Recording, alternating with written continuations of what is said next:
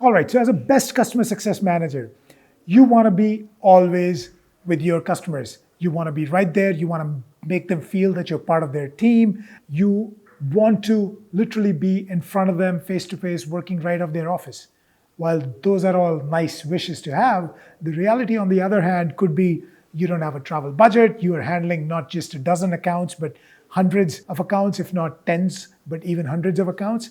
And those are some of the challenges that can stall you from getting your wish and dream accomplished, including budgets and whatnot. So let me share today 6 ways in which you can be a lot more closer to your customers without actually traveling to them. And these are some of the ways that we've seen and we've even learned from our customers, from fellow customer success leaders, from the industry. And this is something that I'm willing to share with you today in a hope that you are only going to build on to the list and share some of your secrets as well. So here we go. So I'm reading those out from my notes. Number 1, make sure you're pretty much doing closer to real-time collaboration. Now, what do I mean by that? Even if you get an email from your customer, whenever possible, wherever feasible, build a culture that you treat your email as your chat, even if you don't have a ready answer, but just acknowledging that email. So like, hey, got it. I've received your email. I'm going to check it out in the next couple of hours once I get done with whatever. And hey, thanks for your notes. Let's address this. Let's discuss this in our next quarterly call or next weekly call, or are there specific expectations?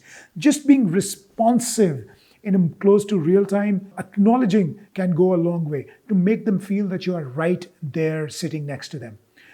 While this is something which has been taken straight away from a customer service world, now here you are not shooting for a resolution, just to be very clear, but getting a quick response, not an automated one, that doesn't work. Getting a quick response acknowledged by your counterpart, your peer on the other side, goes a long way. For sure, making them feel a lot more comfortable that you're there for them.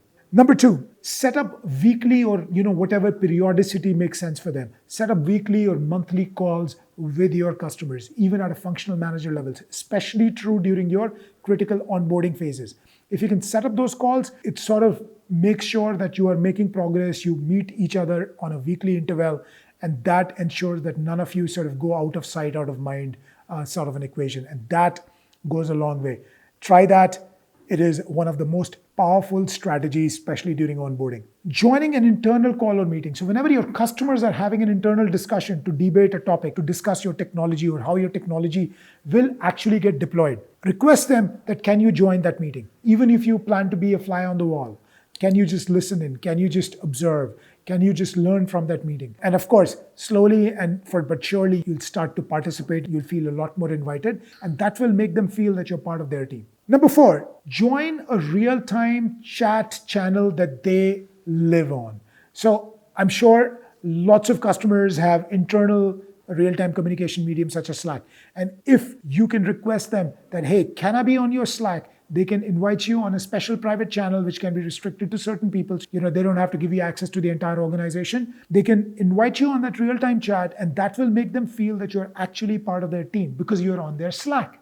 Yes, psychological, and you are available real time, even if, again, nobody responds to all Slack messages real time. But just the fact that they can reach out to you next to the rest of their colleagues gives a very different tone to the relationship. Number 5, if they can't invite you to their Slack channels, that's okay. There could be security and other restrictions. See if you can work out an arrangement to invite them to your Slack channels, and that could be game-changing as well.